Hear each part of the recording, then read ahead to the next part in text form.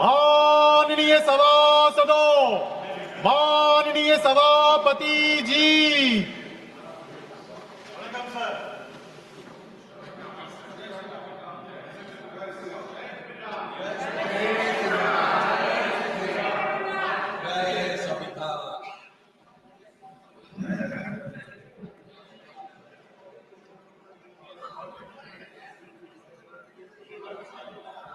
Papers to be laid on the table. Sri Gajendra Singh Shekhawat. Sir, with your permission, I rise to lay on the table of the House the papers mentioned again by name at serial number 1 in today's list of business. Dr. Jitendra Singh. सभापति महोदय, आपकी अनुमति से मैं आज की संशोधित कार्यवली की क्रम संख्या 1(2) पे मेरे नाम के आगे सूचीबद्ध कागजात सभा पटल पर रखता हूं। धन्यवाद। Sri Kirtiwardhan Singh. Sir, with your permission, I rise to lay on the table of the House the papers related to the Ministry of Environment, Forest and Climate Change as mentioned against my name at point number 3 of serial number 1 in today's revised list of business. Thank you, sir. Message from Lok Sabha, Secretary General. Sir, with your kind permission, I rise to report that Lok Sabha at its sitting held on 27th November 2024 adopted the following two motions. One, that this House do recommend to Rajya Sabha that Rajya Sabha do agree to nominate one member from Rajya Sabha to associate with the Committee on Welfare of Scheduled Castes and Scheduled Tribes for the unexpired portion of the term of the committee, Vice Shri Krishan Lal Pawar resigned from Rajya Sabha with effect from 14th October 2024 and do communicate to this House the name of the member so nominated by Rajya Sabha. And two, that this House do recommend to Rajya Sabha that Rajya Sabha do agree to elect one member from amongst the members of Rajya Sabha to associate with the Committee on Welfare of Other Backward Classes of the House for the unexpired portion of the term of the committee, Vice Shri Bida Mastan Rao Yadav resigned from Rajya Sabha with effect from 29/8/24 and do communicate to this House the name of the member so elected to the committee. Honorable members, I have to inform that the Business Advisory Committee in its meeting on 27th November 2024 has allotted time for government legislative business as follows. Consideration and passing of the following bills: the Oil Fields Regulation and Development Amendment Bill 2024, 2 hours, along with the Boilers Bill 2024. 2. Consideration and passing of the following bills after they are considered and passed by Lok Sabha: the Banking Laws Amendment Bill 2024, 4 hours; the Railways Amendment Bill 2024, 4 hours; the Disaster Management Amendment Bill 2024, 5 hours; the Readjustment of Representation of Scheduled Tribes in Assembly Constituencies of the State of Goa Bill 2024, 2 hours; consideration and return of the Appropriation Bill relating to first batch of supplementary demands for grants for the year 2024-25 after it is considered and passed by Lok Sabha, 5 hours.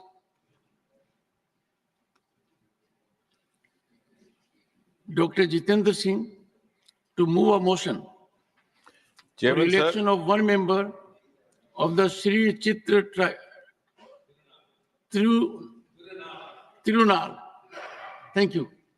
Tirunal Institute for Medical Sciences and Technology, Trivandrum. Chairman, sir, with your permission, I rise to move the motion that in pursuance of clause 1 of section 5, read with subsections 1 and 2 of section 6 of Sri Chitra Tirunal Institute for Medical Sciences and Technology, Trivandrum Act 1980, number 52 of 1980, this House do proceed to elect in such manner as directed by the chairman, one member from amongst the members of the House to be a member of the Sri Chitra Tirunal Institute for Medical Sciences and Technology, Trivandrum. Thank you, Chairman, sir. Motion moved. Those in favor will please say aye. Those against will please say no. I think the ayes have it. The ayes have it. The ayes have it. The motion is adopted.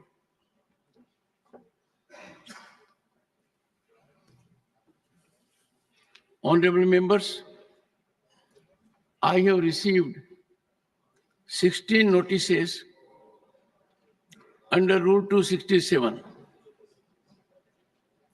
Shri Pramod Tiwari, Shri Sanjay Singh, Shri Randeep Singh Surjewala, Shri Anil Kumar Yadav Manadi, Srimati Ranjit Ranjan, Shri Akhilesh Prasad Singh, Dr. Syed Nasir Hussain have demanded discussion on the allegation of corruption against Adani Group. Shri Ramjilal Suman, Dr. John Britas, Professor Ram Gopal Yadav, Shri A. Rahim, Shri Abdul Wahab, Dr. Syed Nasir Hussain have sought discussion over recent violence in Sambhal, Uttar Pradesh. Shri Tiruchi Shiva, Shri P.P. Sunil, Shri Sandosh Kumar P. have sought discussion on alarming and continuing violence in the state of Manipur. Honorable members, the situation with respect to applicability of Rule 267 has been spelled out in this House on several occasions, as recently as yesterday, that happened to be the first day of the last quarter century of the adoption of the Indian Constitution. After bestowing my deep attention to all these notices, I am unable to persuade to agree to them.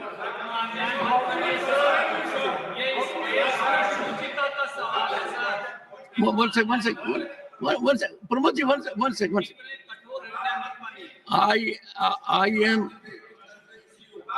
am unable to accept them, and they are hereby declined. There is a good question emanating from, I would say, my dear friend Jairam Ramesh. He says, how do we persuade the chair? It's a good question, therefore I seek to answer it. 1 second. We persuade the chair historically only by exhibiting highest standard of conformity to the rules. And as I indicated yesterday, the ruling of the chair must evoke deference and not a challenge. And I'm sure rules are so comprehensive that they enable every member of parliament to contribute. Let me advert for a moment.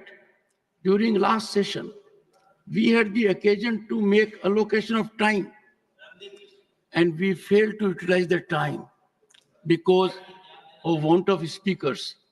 And therefore, there can be no grievance at all to voice your concerns, but in accordance with rules. If we start having a practice my way or no way, that is not only not democratic, that will pose a great challenge to the very existence of this sacred theatre. I have no doubt any deviation from the rules is virtually sacrileging this temple. Only one. Shri Pramod Tiwari. One second, Pramod. What have you to say? I am just pointing out 267, sir. No. I want to teach myself, sir. I want to get lesson. No, pointing out, you want to take floor to say what? Just I want to read 267 and nothing more. Sir, members have read it. Let us give a tribute to our members I that want- they are fully aware to the text of 267. Sir, I want it interpretation from the chairs. Okay, so you are raising point of order. Yes, sir. Okay, I please. said. Please. Yeah, please, sir. कोई सदस्य 267. Sir कोई सदस्य सभापति की सहमत से Yes. सबसे बड़ी सर आपके बगैर तो यहाँ पत्ता भी नहीं हिल सकता ऐसा कीजिए, सर, ये बात आप आप- जयराम जी को भी बताइए। सर मेरे बहुत अच्छे मित्र हैं, सर। जयराम जी को ये बात बताइए। सर इस समय ये आपने सभापति की सहमति से ही होता है। सर और मैं सहमति देने के लिए आप देखिए बहुत तत्पर हूँ नियमों के अनुसार। सर इसीलिए तो मैं खड़ा हुआ हूँ मुझे उम्मीद है सब आप मुझे तो दे देंगे उम्मीद है सर उम्मीद पे दुनिया कायम मान्य तिवारी जी, जी। कोई सदस्य सभापति की मैं सहमति से मैं पढ़ देता हूँ सहमत से ये प्रस्ताव कर सकेगा ठीक है सर हम्म, उस दिन राज्यसभा के समय सूचीबद्ध ठीक है सर हम्म, कार्य से संबंधित किसी प्रस्ताव पर हम्म, प्रस्ताव भी है सर हम्म, किसी नियम का लागू होना हम्म, निलंबित कर दिया जाए हम्म, और यदि ये प्रस्ताव स्वीकृत हो जाता है तो संबंधित नियम उस समय के लिए निलंबित कर दिया जाएगा परंतु ये और कि ये नियम उस समय में लागू नहीं होगा जहां नियमों के विशेष अध्याय के अधीन किसी नियम के निलंबन के लिए पहले से ही कोई विशेष उपद्रव वो है नहीं मेरा सिर्फ ये कहना है देश की अर्थव्यवस्था देश की सुरक्षा से जुड़ा हुआ अडानी का 2300 करोड़ का प्रकरण है प्रमोद जी, इसमें गंभीर है सरकार को जवाब नथिंग इज गोइंग रिकॉर्ड नहीं The House stands adjourned to meet at 12 noon today.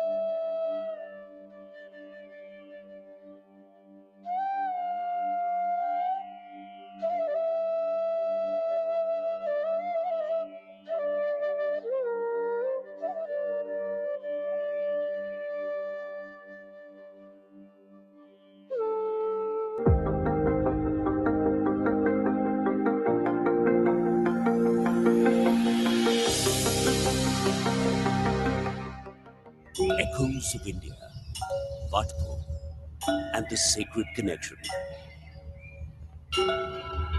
India's historic and cultural ties with Southeast Asia run deep, forming a rich tapestry of shared heritage. Under Prime Minister Shri Narendra Modi's visionary leadership, the transition from the Look East policy to the Act East policy has significantly bolstered India's engagement with Southeast Asian nations. This dynamic shift has not only enhanced diplomatic and economic cooperation, but also fostered collaborative efforts in preserving and restoring ancient temples across the region. India shares a deep and enduring relationship with the Lao People's Democratic Republic, exemplified by an ancient Lord Shiva temple structure dating back to the 11th century. Nestled in the heart of Laos, on a sacred mountain stands Wat Po, a reflection of India's civilizational influence. Though built in distant land, it remains profoundly connected to the spiritual and cultural essence of the Indian subcontinent. For centuries, Indian traders and pilgrims ventured across land and sea, carrying with them far more than spices and textiles. They brought tales of gods, sacred art, and spiritual traditions that would leave a lasting imprint on the future of Southeast Asia. Wat Po remains a testament to the profound spiritual bond between India and Southeast Asia. Through its art, religion, and devotion, the echoes of a shared civilization still resonate today. As time progressed, India's influence endured. Wat Po, like many temples throughout Southeast Asia, evolved with the spread of Theravada Buddhism. Yet its foundation in Indian philosophy remained deeply embedded in the rituals practiced by the Lao people. To this day, Wat Po continues to embody a living spirit. An annual festival, steeped in ancient traditions, celebrates not only the settlement of the Lao people, but also the timeless connection with India that has lasted for over 1,000 years.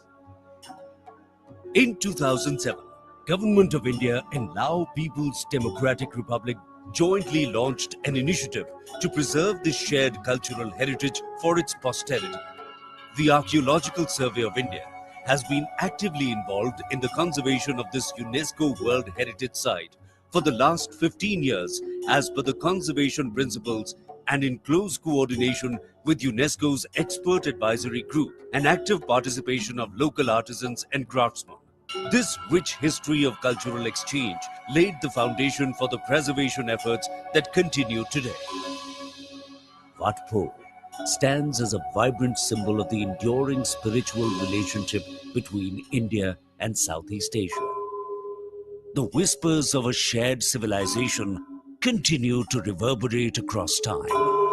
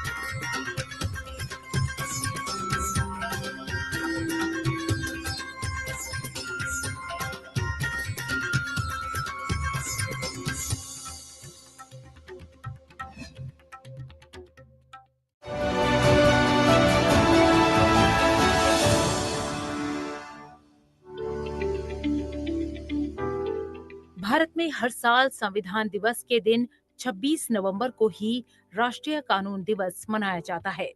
इस दिन को मनाने का मकसद संविधान के महत्व को प्रसारित करना और संविधान निर्माता डॉक्टर भीमराव अंबेडकर और अन्य सदस्यों के विचारों को लोगों तक पहुंचाना है।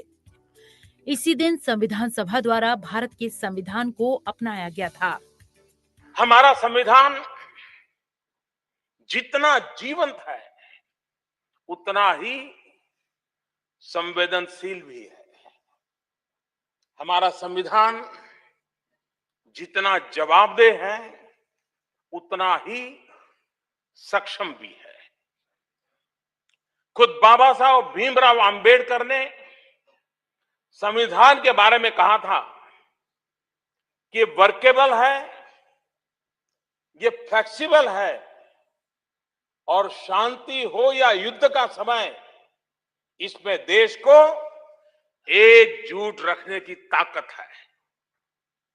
बाबा साहब ने ये भी कहा था कि संविधान के सामने रखकर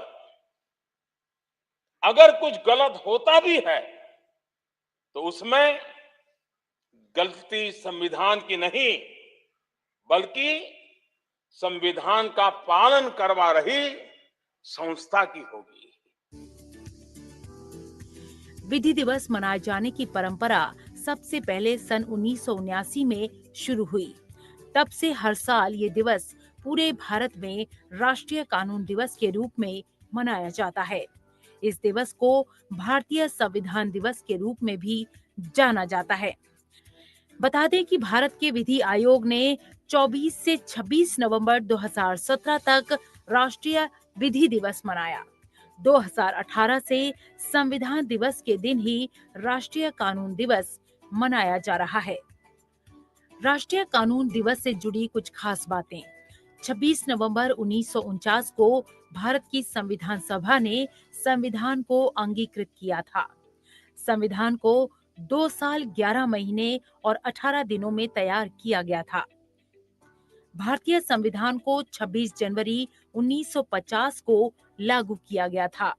भारत सरकार ने 19 नवंबर 2015 को एक राजपत्र अधिसूचना जारी करके 26 नवंबर को संविधान दिवस के रूप में मनाने की घोषणा की थी। पहले इस दिन को कानून दिवस के नाम से मनाया जाता था। संविधान दिवस मनाने का मकसद संविधान के आधार पर बने सिद्धांतों को पहचानना भी है। सिद्धांतों में कानून का शासन, न्यायपालिका की आजादी और कानूनी पेशे की आजादी शामिल है। स्वतंत्रता के बाद जब करोड़ों लोग नई उम्मीदों के साथ आगे बढ़ने का सपना देख रहे थे, जब विपरीत परिस्थितियों के बावजूद हौसले बुलंद हो, तो उस समय देश के सामने एक ऐसा संविधान प्रस्तुत करना जो सभी को स्वीकार्य हो, मैं समझता हूं यह काम आसान नहीं था। जिस देश में 1 दर्जन से ज्यादा पंथ हो, 100 से ज्यादा भाषाएं हो,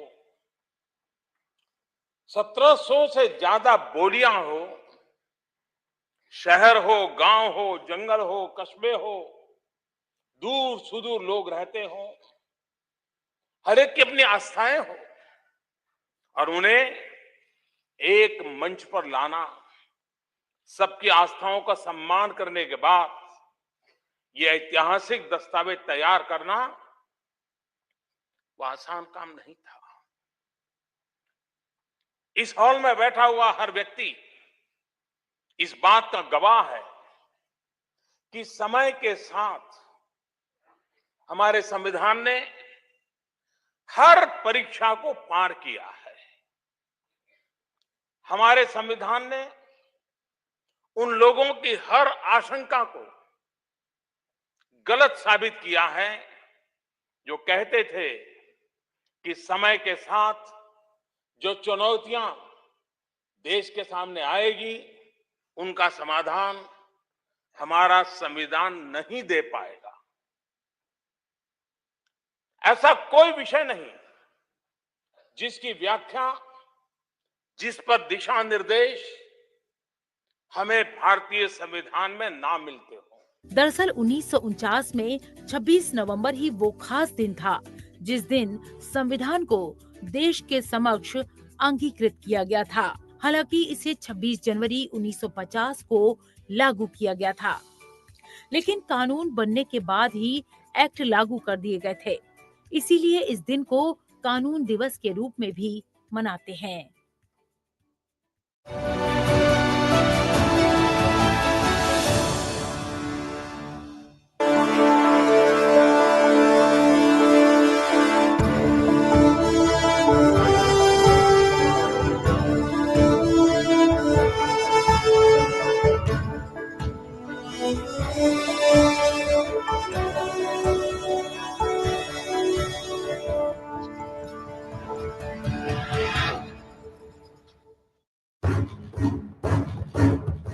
मैं संविधान हूं। देवदासी प्रथा, बाल मजदूरी, आजाद भारत के सामने ये सब बड़े सवाल थे। जब मेरा निर्माण शुरू हुआ तो इन सवालों को उठाने का साहस किया मेरे निर्माताओं में से एक दुर्गाबाई देशमुख ने। मद्रास स्टेट से चुनी गई दुर्गाबाई देशमुख संविधान समिति की ड्राफ्टिंग कमेटी की सदस्य थीं। वकील होने के नाते उन्होंने मेरे कानून संबंधी पहलुओं पर बारीकी से सुझाव दिए। मेरे निर्माण के दौरान समिति के खाली हो चुके स्थानों पर नए सदस्यों की नियुक्ति से संबंधित नियमों का सुझाव भी दुर्गाबाई ने ही दिया। उन्होंने सभा के सामने नाबालिगों और युवकों के शोषण और उनके अधिकारों का मसला भी उठाया। देशमुख ने कहा, जब संविधान वंचर पशु और पक्षियों के बारे में सोच सकता है तो अनाथ बालकों, युवकों के संरक्षण और उनकी शोषण मुक्ति के बारे में क्यों नहीं सोच सकता? दुर्गाबाई ने जोर देते हुए कहा कि इस समस्या को सिर्फ निजी या सामाजिक संस्थानों पर न छोड़ते हुए इसके लिए बाकायदा कानून भी बनने चाहिए। नतीजा 42वें संविधान संशोधन के बाद सेक्शन 39F के तहत दुर्गाबाई देशमुख के इस विचार को रखा गया। राज्यपाल की नियुक्ति के विषय पर समिति के समक्ष दुर्गाबाई ने कहा, राज्यपाल की नियुक्ति राजनीतिक दृष्टिकोण से ना होकर निष्पक्ष हो और राज्यपाल केंद्र व राज्य शासन दोनों में संपर्क रखें। साथ ही राज्यपाल की नियुक्ति सर्वोच्च न्यायालय करे। धार्मिक स्वतंत्रता की वकालत करते हुए श्रीमती देशमुख ने कहा कि धार्मिक स्थानों पर सभी समुदायों के प्रवेश की स्वतंत्रता होनी चाहिए। उनके सुझाव पर ही मुक्त मंदिर प्रवेश के संबंध में सेक्शन 25(2) के तहत बदलाव हुआ। भारत में फैमिली कोर्ट की स्थापना की संकल्पना भी दुर्गाबाई की ही सोच रही। दुर्गाबाई देशमुख 1946 से 1952 तक अंतरिम संसद की सदस्य रही। तेज तर्रार वक्ता, कानून विशेषज्ञ और सामाजिक कार्यकर्ता दुर्गाबाई देशमुख ने मेरे निर्माण में अमूल्य योगदान दिया। अगली बार बात एक और ऐसे ही संविधान निर्माता की।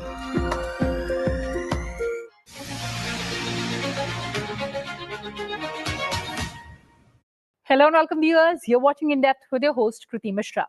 Directive principles of state policy are principles aimed at ensuring socio-economic justice to the people and establishing India as a welfare state. In this edition, we'll understand the meaning and nature of directive principles of state policy and analyze the role of government in implementing these principles. So come along.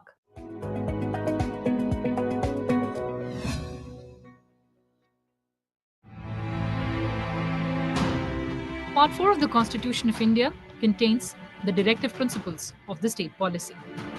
Our difficulty is the founding fathers of Indian Constitution were aware of the fact that an independent Indian state is going to face many challenges. After colonial rule for almost 200 years, the country was left with widespread poverty, hunger, and with deep-rooted socio-economic inequalities.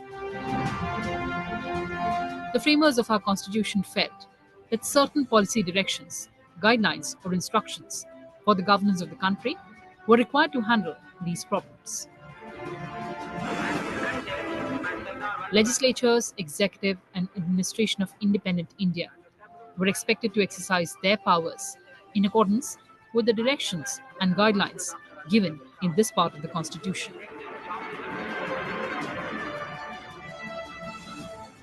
Directive principles are certain ideals, particularly aiming at socio-economic justice, which, according to the framers of Constitution, Indian state should strive for.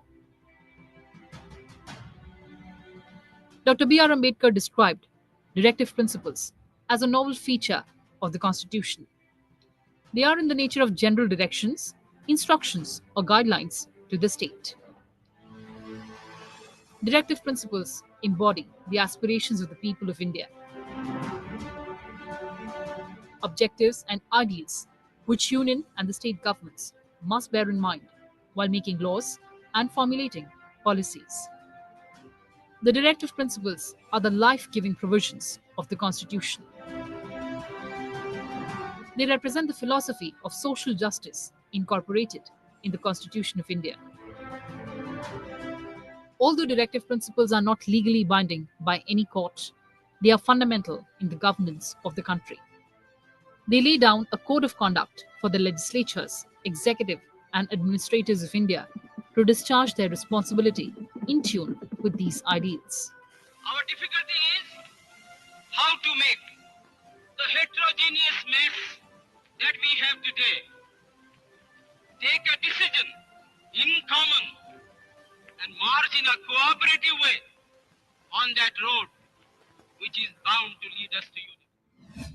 Directive principles in the Indian Constitution are taken from the Constitution of Ireland, but the idea and philosophy of these principles can be traced back to the French Declaration of Human Rights, American Declaration of Independence, liberal as well as socialist philosophy of the 19th century, and our very own Gandhian concept of Sarvodaya.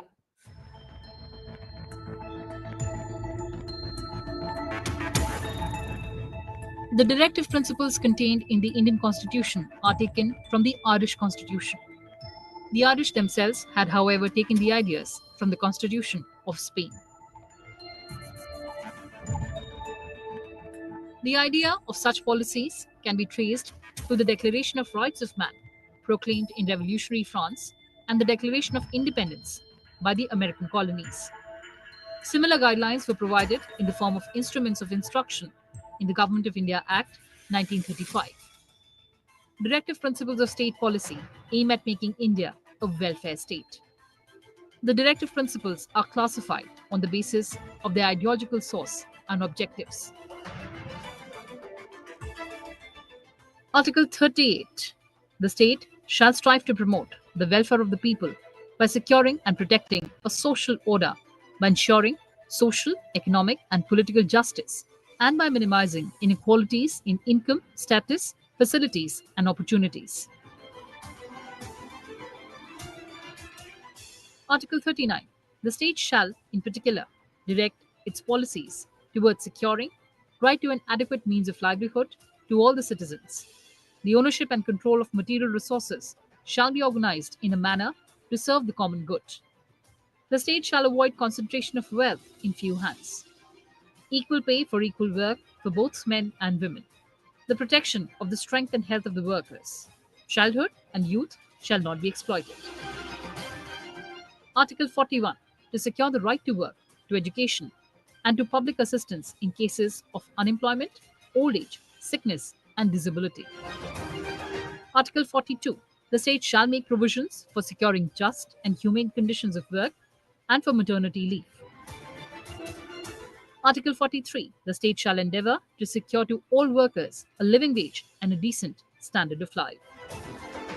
Article 43A. The state shall take steps to secure the participation of workers in the management of industries. Article 47. To raise the level of nutrition and the standard of living and to improve public health. Article 40. The state shall take steps to organize village panchayats as units of self-government. Article 43. The state shall endeavour to promote cottage industries on an individual or cooperative basis in rural areas. Article 43b. To promote voluntary formation, autonomous functioning, democratic control, and professional management of cooperative societies.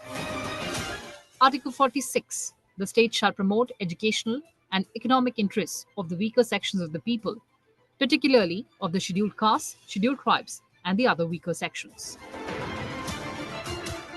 Article 47. The state shall take steps to improve public health and prohibit consumption of intoxicating drinks and drugs that are injurious to health. Article 48. To prohibit the slaughter of cows, calves, and other milch and draught cattle, and to improve their breeds. Let's take a look at the directives based on liberal intellectual principles.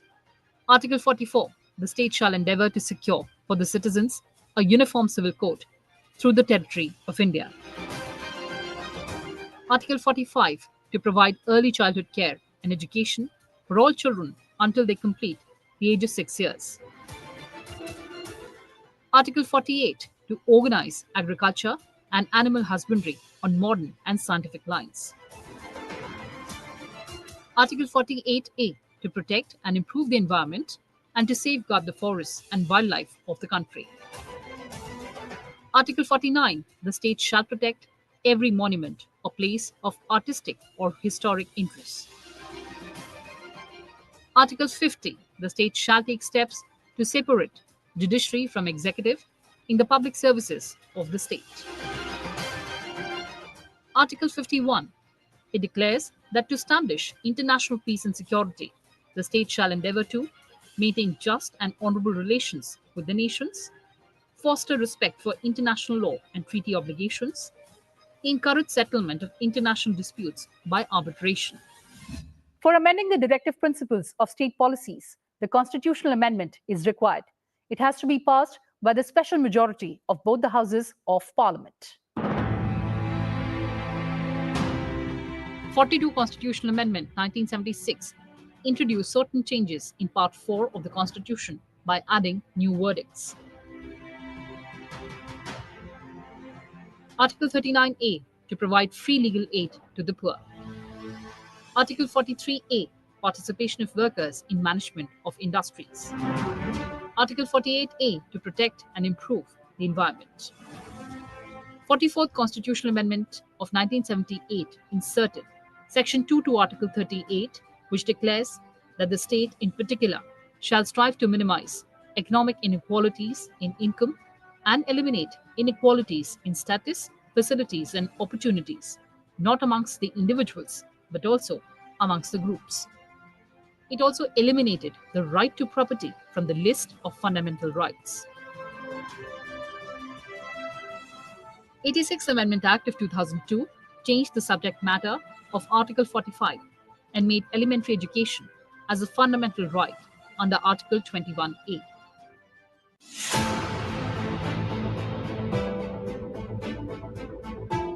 Some of the measures in this effect are as follows. In order to give effect to the principle of Article 39, various legislations were enacted by the government with the objective to organize the ownership and control of material resources to serve the common good. Some of these include land reforms. Land is the most essential material resource in an agrarian country like India. Through land reforms, the zamindari system was abolished, ceiling on land holdings imposed, and surplus land distributed among landless laborers. Minimum Wages Act, income tax, and other taxation measures to tax high-income groups and provide exemption and relief to the weaker sections. Through 73rd Constitutional Amendment Act 1992, the government fulfilled the constitutional obligation stated in Article 40. Three-tier Panchayati Raj system was introduced at the village, block, and district levels in almost all parts of the country.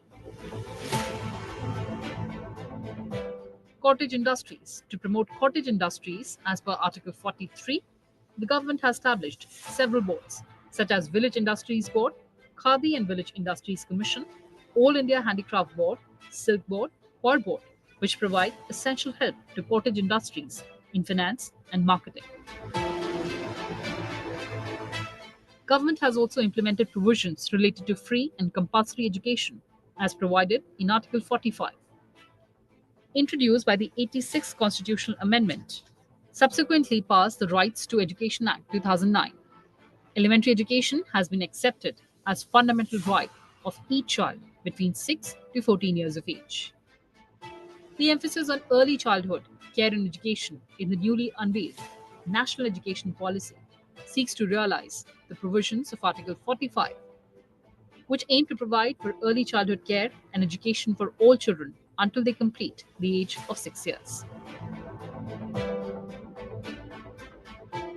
Rural area development programs such as the Community Development Program 1952, Integrated Rural Development Program of 1978-79, and Mahatma Gandhi National Rural Employment Guarantee Act of 2006 were launched to raise the standard of living, particularly in rural areas, as stated in the central government-sponsored schemes like Pradhan Mantri Gram Swasthya Yojana, National Rural Health Mission are being implemented to fulfill the social sector responsibilities of the state.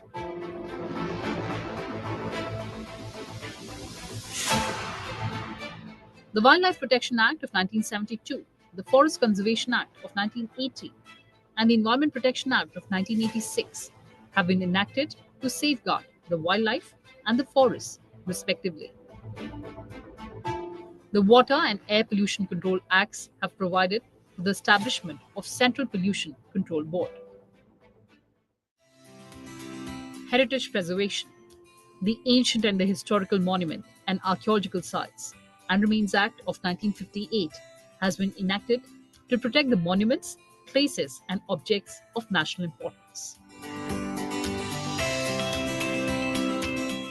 Various programs have been started at the central and state level to ensure adequate means of livelihood and also to ensure good health of women, like Janni Suraksha Yojana. Such programs give effect to Article 39, which aims to secure a good standard of living for women in the country. The objective of the directive principles is to better the social and economic conditions of society so that people can live a good life. Knowledge of directive principles helps a citizen to keep a check on the government.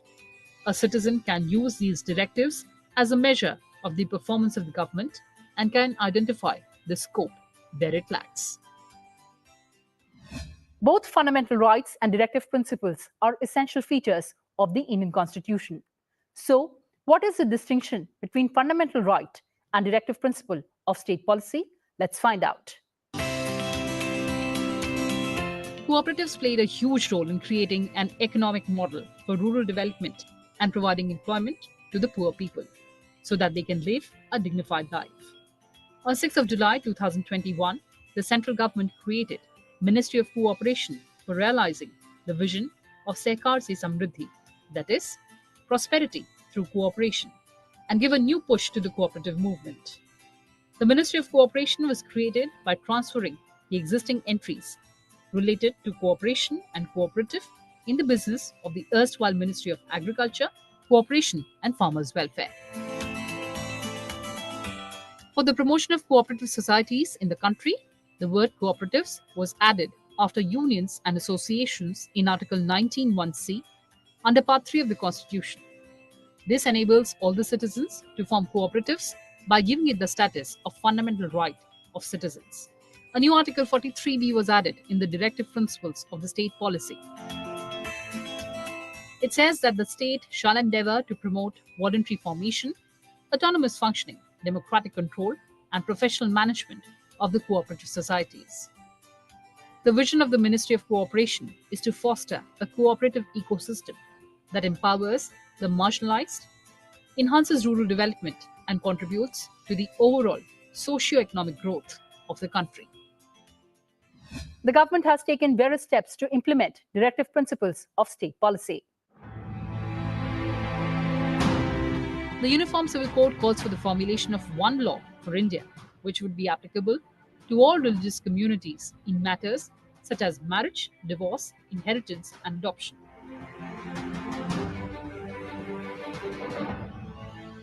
The issue has been at the center of political narrative and debate for a century, and a priority agenda for the Bharatiya Janata Party, which has been pushing for the legislation in Parliament. Prime Minister Modi has time and again pushed for the implementation of Uniform Civil Code, saying it will bring equality and justice.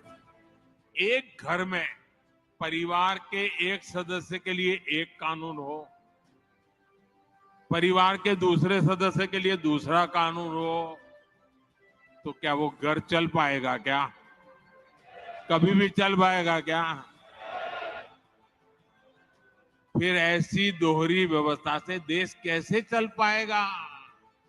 हमें याद रखना है कि भारत के संविधान में भी नागरिकों के समान अधिकार की बात कही गई है. Uniform Civil Code is part of Part 4 of the Constitution, which includes directive principles of state policy. The code comes under Article 44 of the Constitution, which lays down that the state shall endeavour to secure a uniform civil code for the citizens throughout the territory of India. The Constitution of India, under Article 44, one of the directive principles of state policy, states that the state shall endeavour to secure a uniform civil code for its citizens. However, the framers of the Constitution left it to the discretion of the government to implement a UCC. The UCC can be traced back to the debates during the framing of Indian Constitution as well. Dr. B.R. Ambedkar, while formulating the Constitution, had said that a UCC is desirable, but for the moment, it should remain voluntary, and thus the Article 35 of Draft Constitution was added as a part of the directive principles of the state policy in Part 4 of the Constitution of India as Article 44. Dr. B.R. Ambedkar believed that a UCC was necessary to promote gender equality, secularism, and national integration. But the implementation of the code has been patchy as India is a diverse country, with various religious communities following their own personal laws. In India, personal laws governing marriage, divorce, inheritance, and other such matters are based on religious texts and customs. The major religious communities in India, including Hindus, Muslims, Christians, Sikhs, have their own distinct personal laws. For instance, Hindus are governed by the Hindu Marriage Act of 1955, under the Hindu Succession Act of 1956, which governs the rights of Hindus, Buddhists, Jains, and Sikhs. Hindu women have equal rights to inherit property from their parents and have the same entitlements as Hindu men. While Muslims are governed by the Muslim Personal Law, that is Shariat Application Act of 1937. For Christians, Parsis, and Jews, the Indian Succession Act of 1925 applies. The UCC seeks to replace the existing system of religious personal laws with a uniform set of laws that would be applied consistently to all the citizens. States like Gujarat, Madhya Pradesh are reportedly moving towards implementing a UCC. Chief ministers of states like Assam have also strongly pitched for implementation of the UCC. A version of the UCC is in place in Goa. It follows the Portuguese Civil Code of 1867, which means that people of all religions in Goa are subject to the same laws on marriage, divorce, and succession. The Goa Daman and Diu Administration Act of 1962, which was passed after Goa joined Union as a territory in 1961, gave Goa permission to apply the Civil Code. I am somewhat stunned at the reaction of people when there is a thought afloat that something should be done with respect to directive principles under Article 44. And that is, the state shall endeavor to secure for citizens a uniform civil code throughout the territory of India. End quote. Now I can tell you, after 30 years, I'm sure that situation must have come. I have no doubt it has come. Any further delay in implementation of Uniform Civil Code will be corrosive of our values. The origin of the UCC dates back to colonial India, when the British government submitted its report in 1835, stressing on the need for uniformity in the codification of Indian laws relating to crimes, evidence, and contracts, specifically recommending that personal laws of Hindus and Muslims be kept outside such codification. Increase in legislations dealing with personal issues in the far end of British rule forced the government to form the B.N. Rao Committee to codify Hindu law in 1941. The task of the Hindu Law Committee was to examine the question of the necessity of common Hindu laws. The committee, in accordance with scriptures, recommended a codified Hindu law which would give equal rights to women. The 1937 Act was reviewed and the committee recommended a civil code of marriage and succession for Hindus.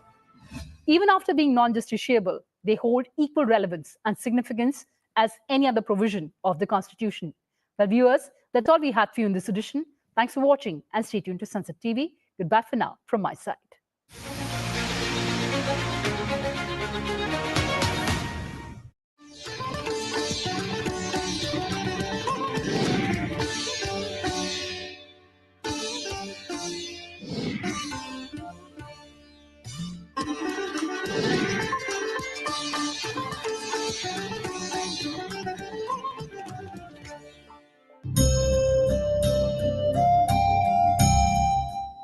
Bharat आज संविधान दिवस मना रहा है। मिलबॉर्न loan कागज के 500 पन्नों पर तैयार हमारा संविधान टाइप सेट या मुद्रित नहीं है, बल्कि इसे हाथों द्वारा अंग्रेजी और हिंदी दोनों भाषाओं में कैलीग्राफी मुद्रा से उकेरा गया है। अंग्रेजी में प्रेम बिहारी नारायण बिहारी रायजादा और हिंदी में वसंत कृष्ण वैद्य ने इसे अंजाम दिया। देश के प्रथम प्रधानमंत्री ने रायजादा को भारतीय संविधान लिखने की जिम्मेदारी सौंपी थी। जब उनसे मेहनताना पूछा गया तो उन्होंने कुछ भी लेने से साफ इनकार कर दिया। भारत के संविधान को लिखने में 6 महीने का समय लगा। इस दौरान 254 पेन की निब का इस्तेमाल हुआ। ये निब इंग्लैंड से मंगवाई गई। संविधान की मूल प्रति पर बेमिसाल दस्तकारी और अलंकरण आचार्य नंदलाल बोस के मार्गदर्शन में शांति निकेतन के कलाकारों के द्वारा की गई थी। इस कार्य में 4 बरस लगे।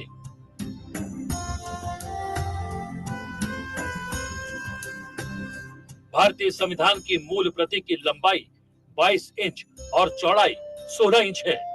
इसकी लेदर बाइंडिंग की गई है। इस पर सोने की कारीगरी भी की गई है।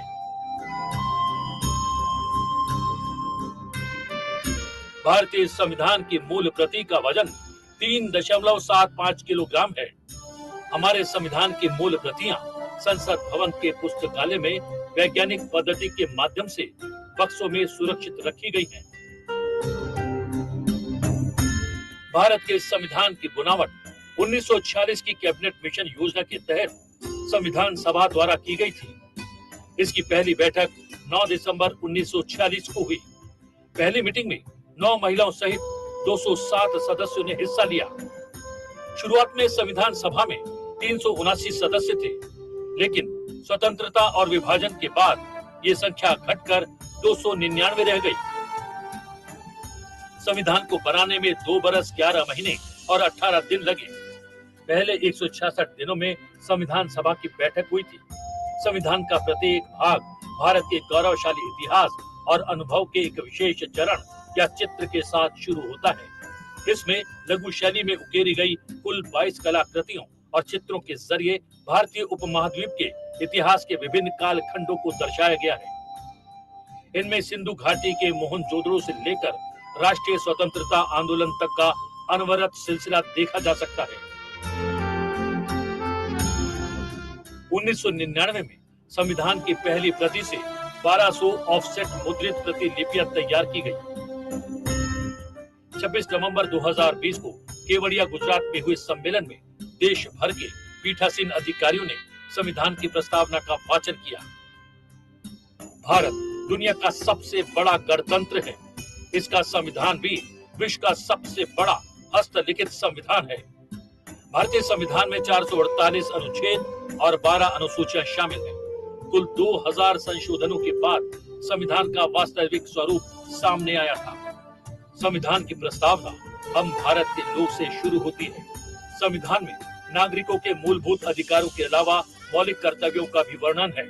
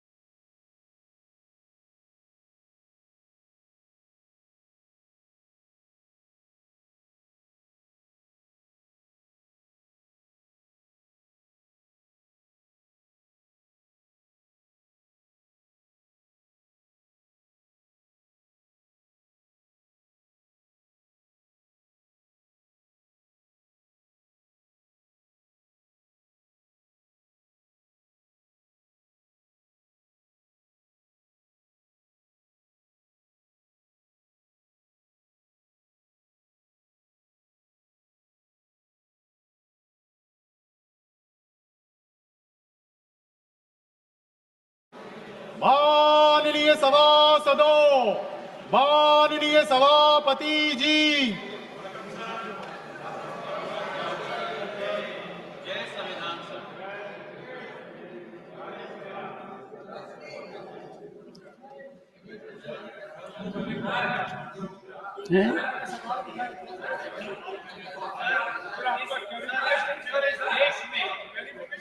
Would you please? May I have some say? Ram Gopal ji? Take your seat. Honorable members, please, nothing is going on record.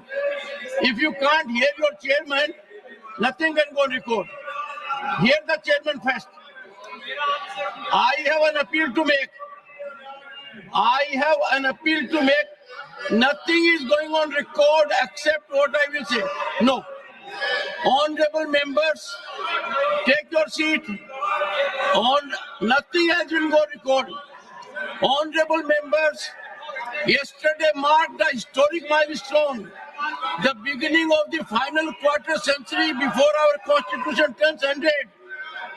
This was a moment for our House of Elders, guided by the spirit of nationalism, to send a powerful message of hope to 1.4 billion people, reaffirming our commitment to their dreams and aspirations and our journey towards Viksit Bharat 2047. It is with deep concern, I must say, we missed the historic opportunity where there should have been productive dialogue, constructive engagement, echoing the collective aspirations of our people. We fell short of their expectations. Honorable members, this chamber is more than just a house of debate. Our national spirit has to echo from here. Parliamentary disruption is not remedy, it's a melody. It weakens our foundation. It slides Parliament into irrelevance. We must continue to have our relevance. Honorable members, when we engage in this kind of conduct, we deviate from constitutional ordainment. We show our back to our duties. If Parliament strays from its constitutional duty to represent people's hopes and aspirations, it is our duty to nurture nationalism, further democracy. I urge you all to embrace the spirit of meaningful dialogue. Let us return to tradition of thoughtful discussion. Honorable members, I plead with you, I request you for cooperation. Allow me to take agenda of the day. Be assured you shall have opportunity to raise all issues. Parliament is a platform for productive discussion. Every time is no. Question hour is important. I have already taken a call. He was not present. No, Honorable LOP was not there. Please make him aware of my ruling. I have already declined having taken a view. I cannot allow this house to get into irrelevance. We should not dishonor the spirit of those who gave us this constitution. No. There is no reason for us not to proceed with the house. Sorry. The house stands adjourned to meet at 11 a.m. on Friday, the 29th November 2024.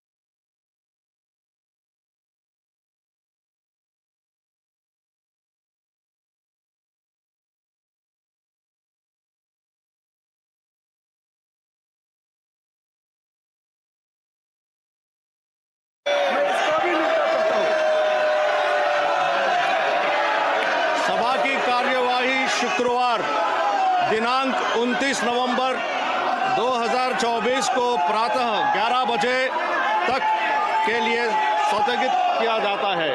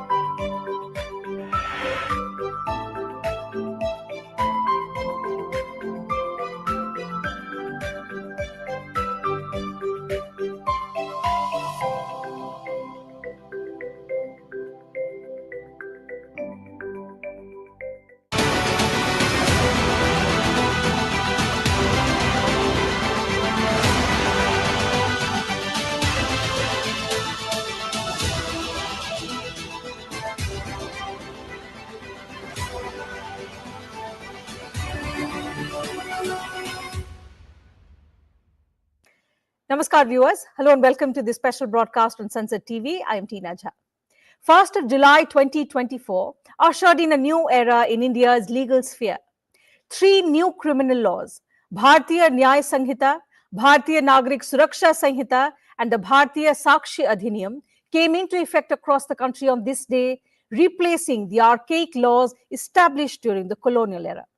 These new laws mark an overhaul in India's criminal justice system through progressive provisions that address contemporary social realities, modern day crimes, and the technologies in vogue. In this report, we try and understand some of the major changes that these laws bring about in the legal framework.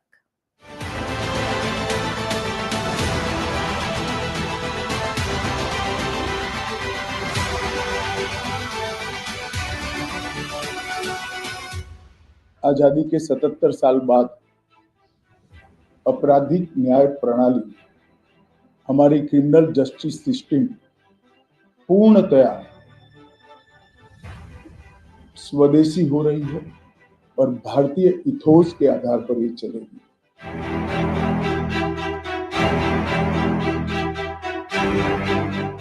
"77 years after independence, India's criminal justice system becomes completely indigenous. The 3 new criminal laws passed by Parliament last year came into effect on the 1st of July 2024. The Bharatiya Nyaya Sanhita (BNS) replaced the Indian Penal Code. The Bharatiya Nagarik Suraksha Sanhita (BNSS) took the place of Criminal Procedure Code (CRPC), and the Bharatiya Sakshya Adhiniyam replaced the Indian Evidence Act. These laws expand the scope of justice, leveraging technological advancements, signifying an important step towards a more equitable, efficient, and citizen-centric legal ecosystem. अंग्रेजों के बनाए हुए कानून निरस्त होकर भारत की संसद ने बनाए हुए कानून आए।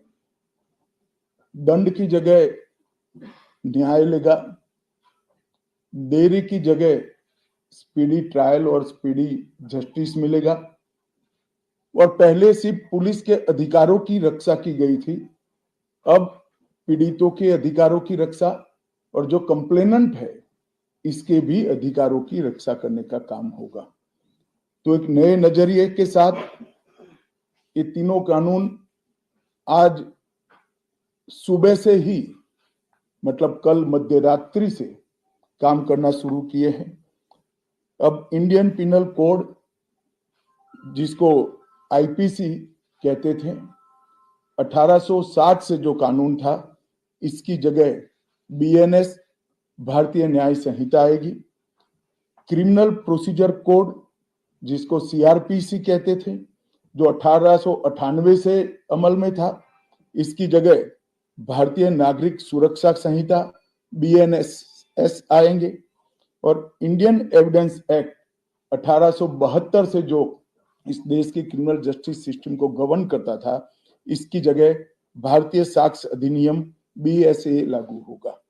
तो बीएनएस, बीएनएसएस और बीएसए के लागू होने से पूरी न्याय प्रणाली का आपराधिक कानूनों की पूर्णतया इसके अंदर हम कह सकते अब भारतीय आत्मा है। The Bharatiya Nyaya Sanhita 2023, abbreviated as BNS 2023, has set a new course for the administration of justice in India. It provides a comprehensive, clear, and accessible legal framework that addresses the complexities of modern criminal activities. Let's take a closer look at the newer perspectives and provisions in the BNS 2023. The Bharatiya Nyaya Sanhita 2023 has been designed to address a wide array of criminal offences, ensuring that the legal framework is robust and inclusive. Overall, there are 20 chapters under the BNS. As opposed to 511 sections in the IPC, BNS consists of 358 sections. It introduces 21 new crimes, extends imprisonment duration for 41 crimes, increases fines for 82 crimes, introduces minimum punishment for 25 crimes, and adds community service as one of the punishments for petty offences. In the Bharatiya Nyaya Sanhita, the offences against women and children, murder, and offences against the state have been given precedence. Some offences have been made gender neutral. In order to deal effectively with the problem of organized crimes and terrorist activities, new offences of terrorist acts and organized crime have been added with deterrent punishments. Transgender has been defined in accordance with the Transgender Persons Protection of Rights Act 2019 under Clause 210 of the Sanhita. Community service has been introduced as one of the punishments under Clause 4F. The law prescribes this punishment for petty offences like non-appearance in response to a proclamation, attempts to commit suicide with the intent to compel or restrain any public servant from discharging his or her official duty, petty theft on return of theft money, misconduct in public by a drunken person, defamation, etc. Abetment by a person outside India has been made an offence under Clause 48 to allow prosecution of a person located in a foreign country. In IPC, there was no provision to prosecute a person who employs or engages a child for the purpose of committing offences. A new clause 95 has been added to make hiring, employing, engaging, or using a child for committing offences, including sexual exploitation or pornography offence, as if such person himself has committed the offence. A new provision has been inserted in clause 103(2) relating to murder. When a group of 5 or more persons acting in concert commit a murder on the ground of race, caste or community, sex, place of birth, language, personal belief or any other ground, each member of such group shall be punished with death or with imprisonment for life and shall also be liable for fine. As the instances of hit and run cases are on the rise, a new provision under clause 106(2) has been made. To curb the rise in instances of organized crime and subversive activities against the country, clause 111 has been inserted in the new law, which prescribes punishments for various offences of organized crime. Clause 113 has been added to provide for punishments in respect of acts of terrorism. The new law removes the offence of sedition.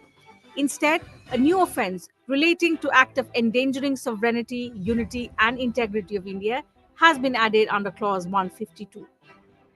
हमारे संविधान के spirit के तहत दफाओं की और chapters की priority तय की है।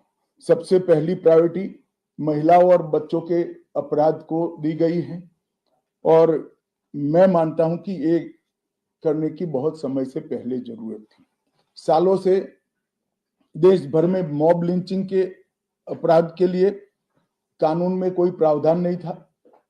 प्रावधान करने की मांग होती थी। पहली बार मॉब लिंचिंग को परिभाषित किया गया है। नस्ल, जाति, समुदाय, लिंग, जन्म स्थान, भाषा और अन्य कारणों से जो मॉब लिंचिंग होता है, इसमें 7 वर्ष के कारावास से लेकर मृत्यु की सजा और आजीवन कारावास तक इसके अंदर जोड़ा गया है। The Bharatiya Nagarik Suraksha Sanhita 2023 has replaced the Criminal Procedure Code. With an aim to modernize the criminal justice system, this law provides for the use of technology and forensic sciences in the investigation of crime, furnishing and lodging of information, service and summons, etc., through electronic communication, among other things. Specific timelines have been prescribed for time-bound investigation, trial, and also pronouncement of judgments. The Bharatiya Nagarik Suraksha Sanhita represents a major reform in India's legal framework, focusing on increased use of technology in criminal proceedings, greater victim protection, and streamlined criminal procedures. It has 531 sections compared to 484 in CRPC. The Bharatiya Nagarik Suraksha Sanhita introduces the use of technology in various legal proceedings, such as serving summons, notices, and warrants electronically, enhancing efficiency and reducing paperwork. The Sanhita allows the appointment of executive magistrate or police officers not below the rank of SP as special executive magistrates for special areas or functions. The BNSS defines the roles and powers of the Directorate of Prosecutions, headed by a Director of Prosecution, functioning under the administrative control of the Home Department of each state. The BNSS stipulates that information about the arrest of a woman must be provided to her relatives, friends, or designated individuals. It provides guidelines for police officers to use handcuffs when making arrests, considering the nature and gravity of the offence. The BNSS introduces provisions for identifying, attaching, and forfeiting the property of proclaimed offenders. The powers, duties, and liabilities of a receiver appointed under this section shall be the same as those of a receiver appointed under the Code of Civil Procedure 1908. It mandates the audio-video electronic means of search and seizure operations, ensuring transparency and adherence to procedures. The BNSS facilitates the filing of zero FIRs for offences occurring outside the jurisdiction of a police station but within the state. It mandates forensic teams to visit the crime scene to collect evidence through electronic device for offences punishable by imprisonment of 7 years or more. The BNSS sets limits on police custody, specifying maximum periods for detention during different stages of investigation. The BNSS requires police officers to inform informants and victims about the progress of investigations, including through digital means. Technology को हमने न केवल अपनाया है, आने वाले 50 सालों तक टेक्नोलॉजी में जो भी अनुसंधान होने की संभावनाएं हैं, इस सबको कानून के अंदर हमने व्याख्या के तौर पर समाहित किया है, जैसे आने वाले समय में भी जो अनुसंधान होंगे वो व्याख्यायित किए गए। ये विश्व की सबसे आधुनिक न्याय प्रणाली बनेगी, इसका मुझे विश्वास है। कंप्यूटराइजेशन की प्रक्रिया ऑलरेडी पूरी हो गई है। 99.9% थाने कंप्यूटराइज हो चुके हैं। ई रिकॉर्ड जनरेट करने की प्रक्रिया भी हमने 2019 से ही चालू कर दी थी। Zero FIR, e FIR, chargesheet और जवाब ये सभी डिजिटल होगा।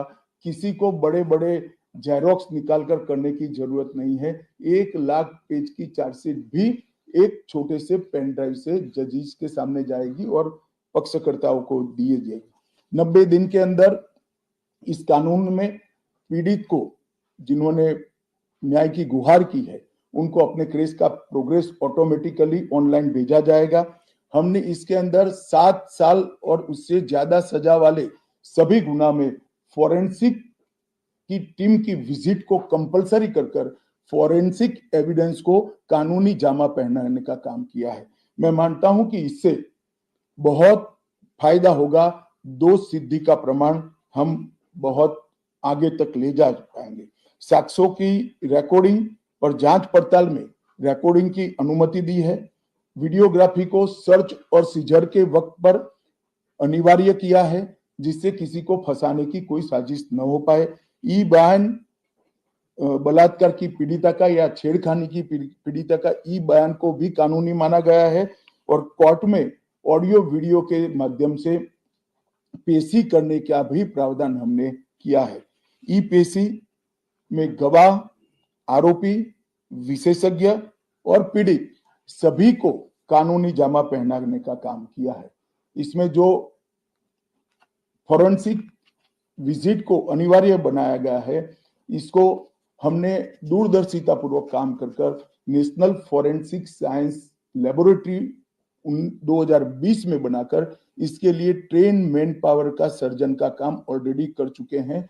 मुझे पूरा भरोसा है कि 3 साल के बाद इस देश में हर साल 40,000 से ज्यादा ट्रेन मैन पावर का फोर्स हमारी कानूनी क्रिमिनल जस्टिस सिस्टम की सेवा में उपलब्ध होगा।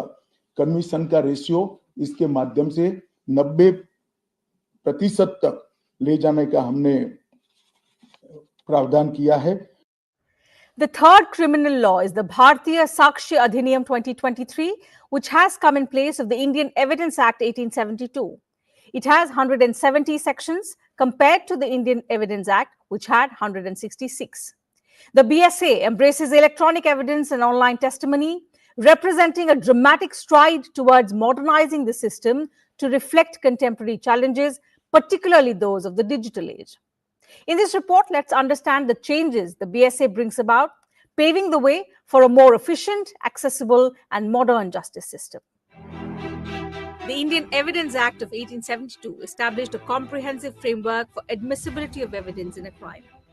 It defined admissible evidence, differentiated between primary and secondary evidence, and emphasized on witness testimony. However, as technology progressed and societal norms shifted, the Indian Evidence Act struggled to keep pace, particularly with the complexities of electronic evidence. The Bharatiya Sakshi Adhiniyam revises the requirements of the Indian Evidence Act to match the reality of the digital age. The key changes in the BSA are as follows. Under the IEA, a document included writings, maps, and caricatures. The BSA adds that electronic records will also be considered as documents. Documentary evidence includes primary and secondary evidence. Primary evidence includes the original document and its parts, such as electronic records and video recordings. Secondary evidence contains documents and oral accounts that can prove the contents of the original. The BSA retains this classification. Under the IEA, oral evidence includes statements made before courts by witnesses in relation to a fact under inquiry. The BSA allows oral evidence to be given electronically. This would permit witnesses, accused persons, and victims to testify through electronic means. Documentary evidence includes information in electronic records that have been printed or stored in optical or magnetic media produced by a computer. Such information may have been stored or processed by a combination of computers or different computers. The BSA provides that electronic or digital records will have the same legal effect as paper records.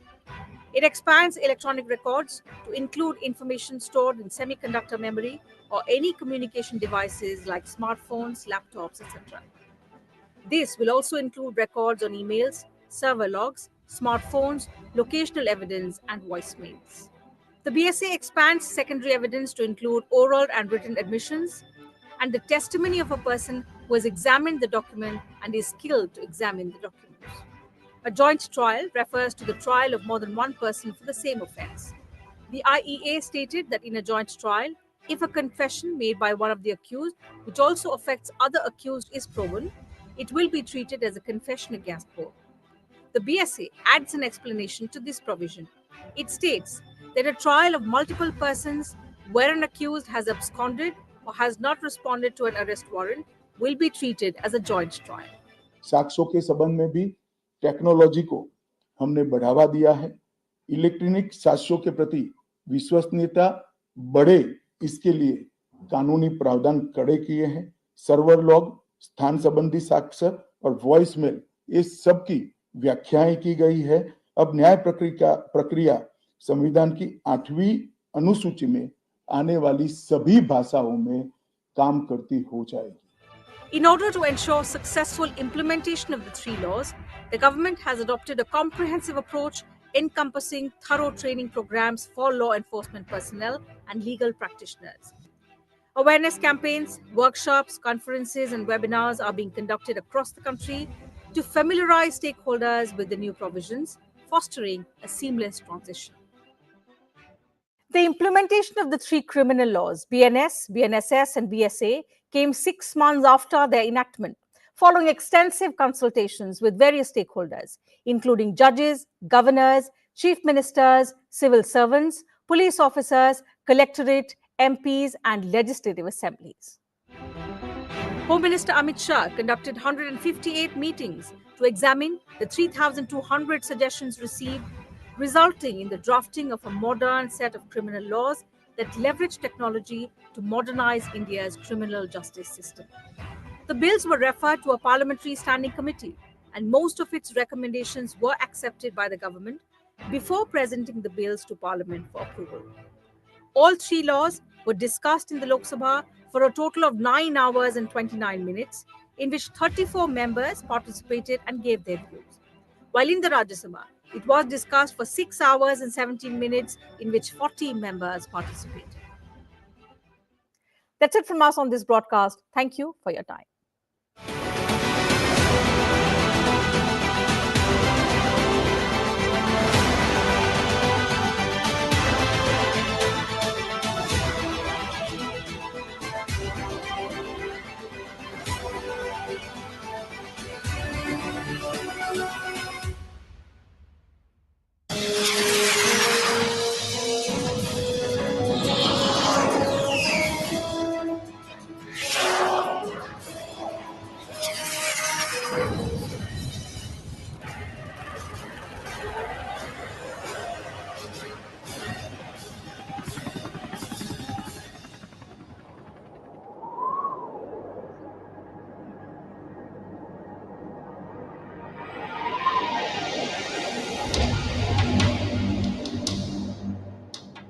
The Thar Desert.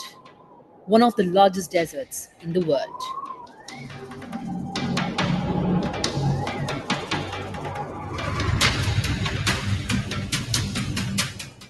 This arid region serves as a significant international border between India and Pakistan.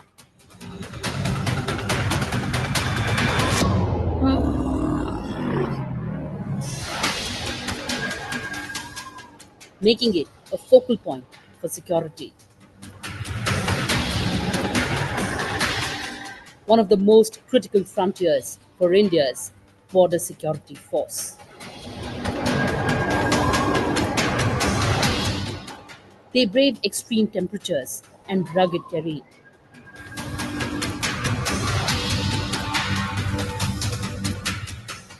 These brave men and women serve on the front lines of national security.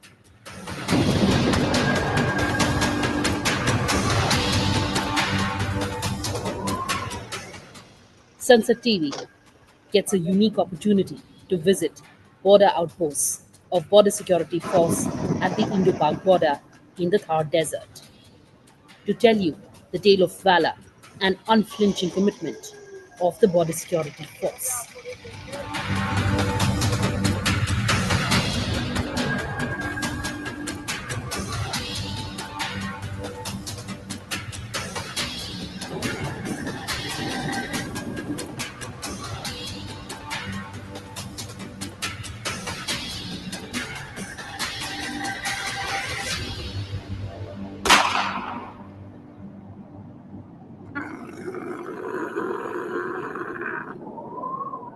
Hello and welcome viewers. You're watching National Security with your host Kriti Mishra.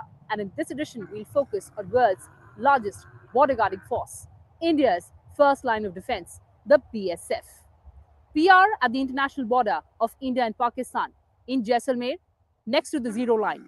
And you can see Pakistan beyond these fences next to me. In this edition, I'll take you inside the world of the sentinels of Thar Desert. Come along.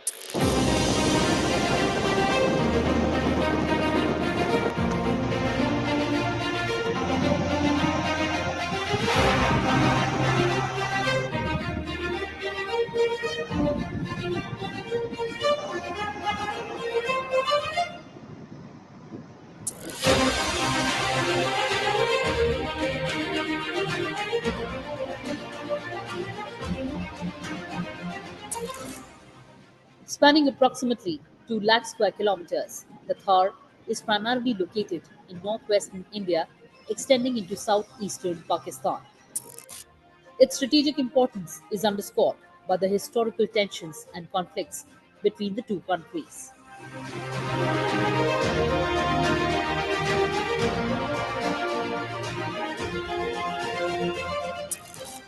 The desert's inhospitable terrain presents unique challenges for border security, necessitating a robust presence of the Border Security Force on the Indian side. The BSF is tasked with preventing infiltration and smuggling, making its role critical in maintaining national security. It also collaborates with intelligence agencies to monitor and disrupt potential infiltration attempts. Intelligence led operations are key to thwarting illegal border movements. As both nations continue to navigate their complex relationship, the role of the Thar Desert as a frontier remains pivotal in shaping the future interactions. The proximity to sensitive military installations and the presence of various insurgent groups further complicate the security landscape. The harsh climate, with extreme temperatures and limited water sources, poses significant challenges for surveillance and patrolling. The BSF plays a vital role in maintaining peace and security in this strategically important region, engaging in a range of activities that address the complex security dynamics of the Thar Desert. The Thar Desert is characterized by extreme temperatures, ranging from scorching heat during the day to chilly nights. Summers can see temperatures soar above 55 degrees Celsius, making operations strenuous for personnel. The extreme conditions not only affect the physical endurance of the forces, but also challenge the functionality of the equipment and vehicles. Actually, BSF is the most experienced border guarding force on this earth, because the border management in BSF has evolved over a period of time. Live border management, we have done the border management on eastern borders and western borders, which are most sensitive borders of the country. Very live, every time there is something going on. So the border management in BSF has evolved over a period of time, and therefore one of the most important characteristics of our functioning is looking ahead. We always see what is going to happen, what will be the next move of the enemy, what will be the next move of the trans-border criminals. For example, the drones. Drone menace, it is a serious problem on the western border right now. This was anticipated well in advance by the BSF and our higher strata, and it was like solutions were thought well in advance. So by the time the trouble came, we were already prepared for it. For example, we in the initial stage before we got the anti-drone systems, we had our teams which were ready to shoot the drones. So we prepared the guns for that. We took on a new role. In fact, it was completely unexpected role for any force for that matter.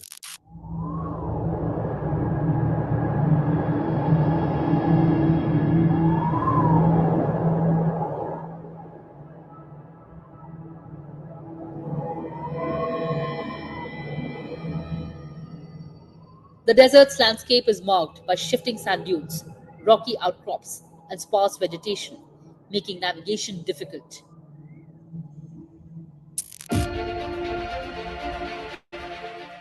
The lack of clear paths complicates patrol routes. This rugged environment requires specialized training and equipment for effective operations. Dehydration becomes a critical concern during long patrols, necessitating careful planning for hydration and resupply. The vast and arid landscape poses difficulties for surveillance and rapid response. The shifting sands in extreme weather can hinder movement and visibility, complicating patrolling efforts. Strategic watchtowers and fencing are crucial for monitoring movement across the border. These installations allow BSF to observe activities and respond swiftly to any suspicious movements. The use of drones, thermal imaging, and motion sensors has enhanced the BSF's ability to patrol vast stretches of desert terrain. These technologies help in identifying potential threats and gathering intelligence.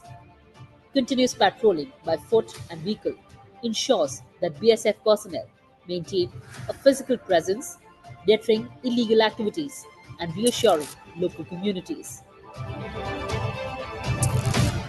Investment in infrastructure such as roads and border outposts has been prioritized to facilitate better access and mobility for the BSF personnel in remote areas. The routine is rigorous, marked by early mornings and late evenings.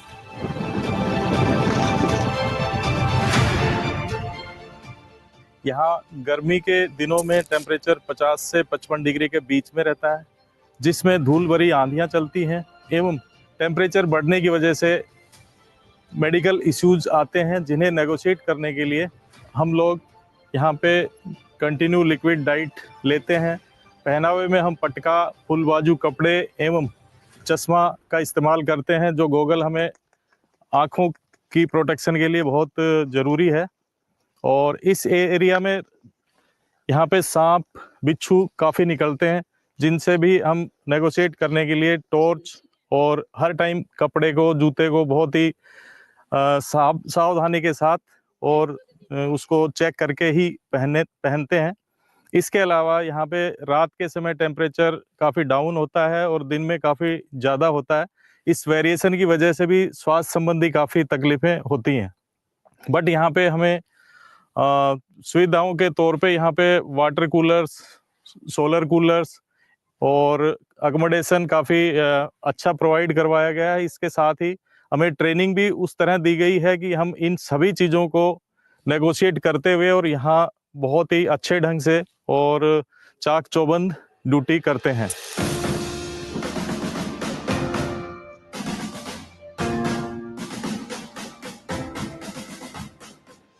BSF has scripted history by deploying women at the border outposts. They are guarding our borders meticulously and proving second to none.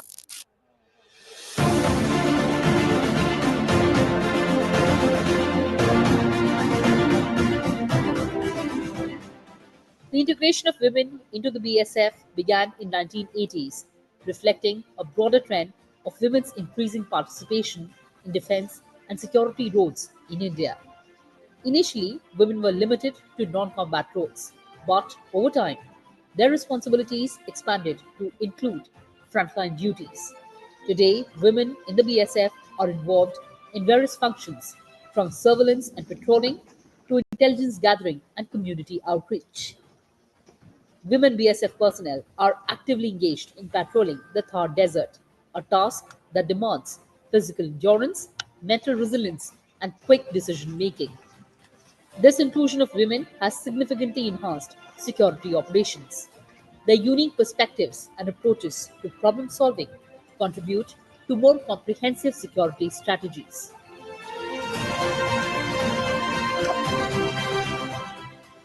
इसमें हम पुरुषों के साथ मिलके, जिसमें हमारी महिला platoon भी है एक, जो पुरुषों के साथ कंधे से कंधा मिलाकर काम कर रही है।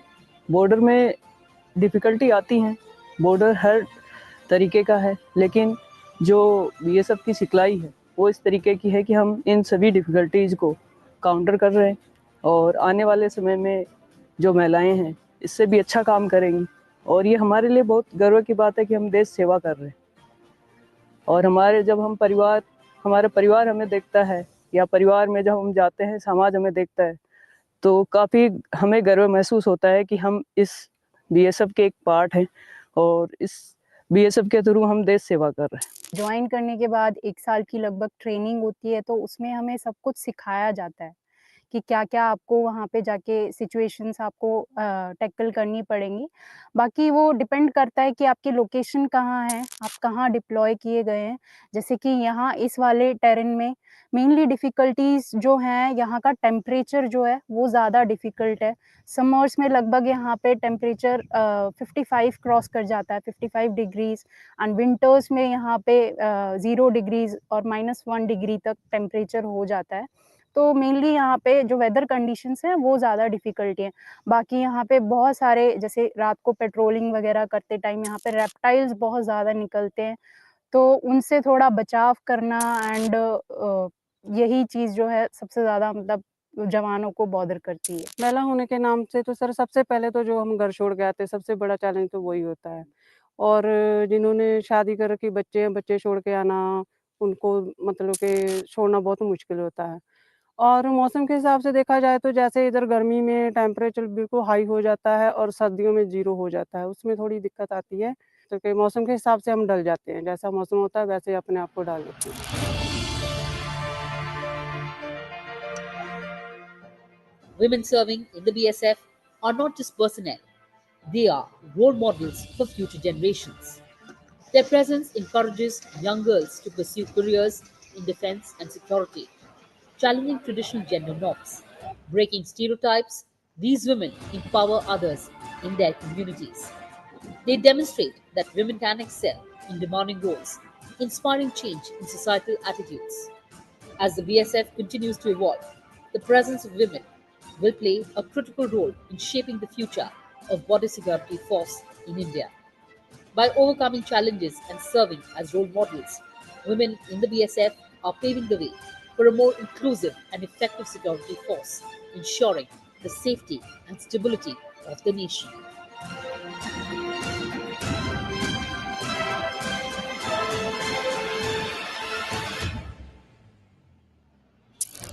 Well, viewers, we are at the Longewala post right now. And let me take you back in time and narrate the saga of unmatched heroism and valor of the BSF during the 1971 war that will resonate for all times to come.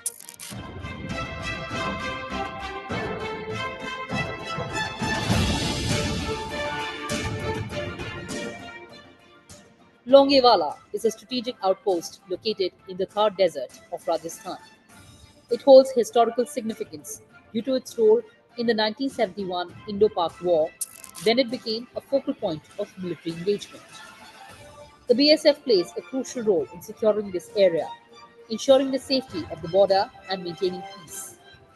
Longewala gained prominence during the 1971 Indo-Pak War, particularly in the Battle of Longewala. On December 5, 1971, Pakistani forces launched an attack intending to capture the post. However, they were met with fierce resistance from the BSF and the Indian Army. The battle highlighted the bravery and strategic importance of the BSF, which successfully repelled the assault, inflicting significant casualties on the enemy. 4 दिसंबर 1971 की रात पाक सोल्जरों ने अपने तमाम tanks और 500 ऐसी बख्तरबंद गाड़ियां और एक इन्फेंट्री ब्रिगेड 3000 पाकिस्तानी सोल्जर इस लोगोवाला वार क्षेत्र पे अर्धरात्रि में अटैक किया। जो गाड़ी डीजल से चलती थी उस गाड़ी के ऊपर डीजल का बैरल बंधा हुआ था और जो गाड़ी पेट्रोल से चलती थी उस गाड़ी के ऊपर पेट्रोल का बैरल बंधा हुआ था। जब लोगोवाला वार क्षेत्र में गाड़ियां दाखिल हुई और हमारी भारतीय सेना जब गाड़ियों के ऊपर गोलियां बरसाना शुरू किया तो गाड़ी पे लदे बैरल में गोलियां लगी, बैरल फटा, आग लगी और उन्हीं के तेल से पाक आर्मी की गाड़ियां धो धो करके जलना शुरू हुई। पाक आर्मी अपने गाड़ियों को छोड़, साथियों को छोड़ उल्टा पांव पाकिस्तान भागना शुरू कर दी। The valor displayed by BSF soldiers during the battle earned them commendations and recognition, solidifying Longewala's place in Indian military history. The site has since become a symbol of courage and resilience celebrated in military folklore. 4 दिसंबर 1971 की रात पाक सोल्जरों ने border pillar 638 इसी दिशा में 15 kilometre की दूरी पर भारत पाक सीमा international boundary को क्रॉस करके बॉर्डर पिलर 638 को उखेड़ कर ले आके यहां स्थापित कर दिया और ये साबित कर दिया पाकिस्तान यहां तक है। लेकिन पाक आर्मी का टारगेट था 5 दिसंबर 1971 की सुबह रामगढ़ में नाश्ता करेंगे, दोपहर का लंच जैसलमेर लेंगे और रात का डिनर जोधपुर में करेंगे और बॉर्डर पिलर 638 को जोधपुर में स्थापित कर देंगे और ये साबित कर देंगे हमारा पाकिस्तान जोधपुर तक है। लेकिन 4 दिसंबर 1971 की रात इसी लोंगेवाला वार क्षेत्र, लोंगेवाला युद्ध क्षेत्र, लोंगेवाला बैटल फील्ड में भारतीय सेना और बीएसएफ पाक आर्मी को घेर लिया। 4 दिसंबर 1971 से लेके 16 दिसंबर 1971 टोटल भारत पाक युद्ध लोंगेवाला की लड़ाई 12 दिन हुई।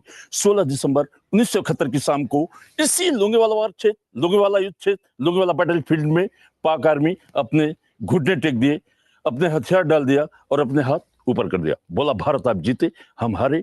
जय हिंद, जय भारत का नारा लगाते हुए पाक आर्मी 16 दिसंबर 1971 की शाम को इस भारत के सरजमी लोंगेवाला की धरा से वापस पाकिस्तान कूच कर गई। भारतीय सेना और बीएसएफ के उच्च अधिकारियों के आदेशानुसार पूरे लोंगेवाला वार क्षेत्र, लोंगेवाला युद्ध क्षेत्र को सर्च करने का आदेश जारी हुआ। भारतीय सेना और बीएसएफ पूरे लोंगेवाला वार क्षेत्र को सर्च किया। पाक आर्मी के तमाम ऐसे 48 टैंक्स, 500 ऐसी बख्तरबंद गाड़ियां, तमाम हैवी वेपन, 60 वेपन, अम्युनिशन, बम, गोला बारूद भारतीय सेना और बीएसएफ अपने कब्जा में लिया और 179 पाक सोल्जरों की डेड बॉडी, 179 पाक सोल्जरों की डेड बॉडी भारतीय सेना और बीएसएफ अपने कब्जा में लिया। उस डेड बॉडी को भारतीय सेना और बीएसएफ अपने कंधे में डाल के, गाड़ी में डाल के इसी दिशा में 15 किलोमीटर की दूरी पे भारत पाक सीमा इंटरनेशनल बाउंड्री पे ले जाकर सफेद शांति का झंडा दिखाकर पाक आर्मी को आमंत्रित किया, पाक आर्मी को निमंत्रित किया कि आकर के आप अपनी डेड बॉडी ले जाएं। तो पाक आर्मी ने क्या जवाब दिया? हमारा कोई टैंक्स नहीं गया, हमारी कोई गाड़ियां नहीं गई, ये हमारा कोई नहीं है। तो भारतीय सेना और बीएसएफ भारत पाक सीमा इंटरनेशनल बाउंड्री क्रॉस करके पाकिस्तान एरिया में उन पाक शहीद जवानों के लिए भारतीय सेना और बीएसएफ ने कब्र खोदी, उनकी अंत्येष्टि की और उनकी आत्मा की शांति के लिए उस मालिक से इबादत की, दुआ की। The legacy of Longewala, particularly from the 1971 war, remains a testament to the bravery of those who serve and the ongoing commitment to safeguarding India's frontiers. We also got the opportunity to visit the Thar temple manned by the BSF in the same sector. The origins of the Thar temple are steeped in legend. According to local folklore, the temple was built during the time of the Rajasthan king, and it is said that goddess Tanot appeared to protect the region from invaders. The Tanot temple gained further prominence during the 1971 Indo-Pak War. Located close to the border, the temple became a site of refuge for soldiers and local villagers. It is famously said that the temple remained unharmed during heavy shelling by Pakistani forces, leading many to believe that the goddess had protected it. This incident enhanced its status as a symbol of divine protection and resilience.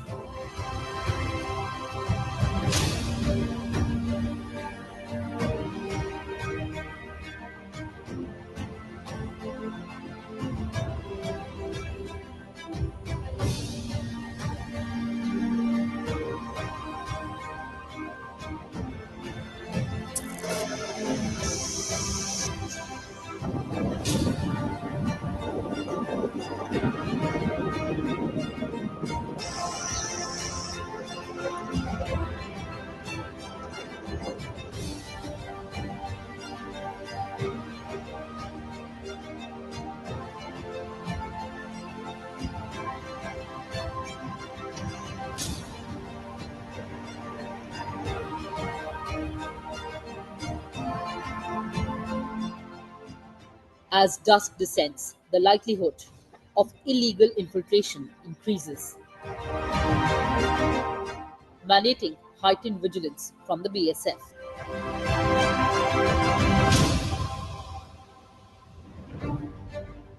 Darkness provides a natural cover for both security personnel and potential intruders. For the BSF, operating under the cover of night allows for stealthier movement and the element of surprise against any encroaching threats.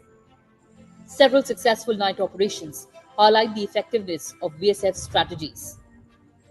The rapid response teams are able to intercept the intruders thanks to the intelligence gathered during the nighttime patrols. Protecting the Indo-Pak border at night in the Thar Desert is a challenging yet vital task for the Border Security Force. Through a combination of advanced technology, rigorous training, and community engagement, the BSF works tirelessly to safeguard national security. The complexities of nighttime operations, ranging from environmental challenges to psychological pressures, underscore the dedication and resilience of the personnel involved. As they patrol the silent, vast expanses of the Thar Desert under the cover of darkness, these personnel embody a commitment to duty that is essential for the security of our nation. Standing at the border, we contemplate the complexities of geopolitics and the impact of conflict on local communities. The border outposts symbolize not just a line on a map, but also their historical tensions.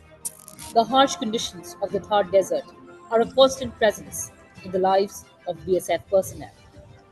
Many of them share tales of their experiences, from routine patrols to the unique challenges of operating in such a harsh environment. These narratives often reflect a deep sense of duty and patriotism, as well as the camaraderie that develops among these soldiers. It was time for us to leave with greater appreciation for the sacrifices made by these individuals to protect the nation.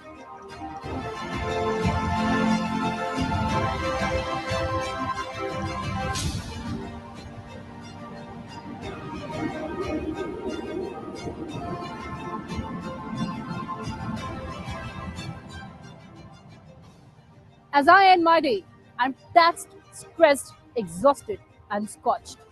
But I do realize that the BSF does it for us, day in and day out. I can only end this feature with a deep sense of gratitude. With camera persons DK Pandey and Junaid Iqbal Khan, and video editor Rohit Chando, I'm Kriti Mishra, signing off from the Indo-Pak border.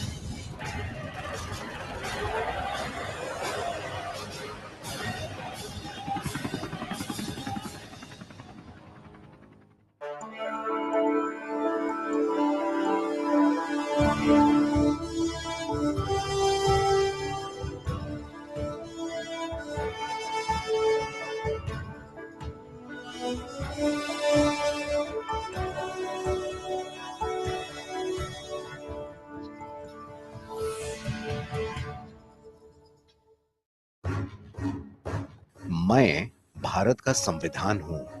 मुझे गढ़ने में 389 संविधान निर्माताओं को 2 साल 11 महीने 18 दिन लगे थे और इस तरह मैं आधार बना था एक प्राचीन सभ्यता से जन्मे नए देश का, जिसे आज देश दुनिया भारत के नाम से जानती है। पर यह सफर आसान नहीं था। न जाने कितने घंटों, दिनों और हफ्तों तक बहसें और जिरह हुई थी। जन सरोकार से जुड़े तमाम मुद्दों पर बारीक और कड़ी मेहनत की गई थी और तब जाकर बात कागज कलम तक पहुंची थी। तो आज बात करते हैं उन शिल्पकारों की जिन्होंने मुझे आकार दिया था और सौंपी थी जिम्मेदारी नए नवेले भारत के परवरिश की, विकास की और सुरक्षा की। तो चलिए आजादी के 75 वर्षों बाद खोलते हैं उस बीते दौर के कुछ सुनहरे पन्ने और पहले मिलते हैं सर बेनेगल नरसिम्हा राव से।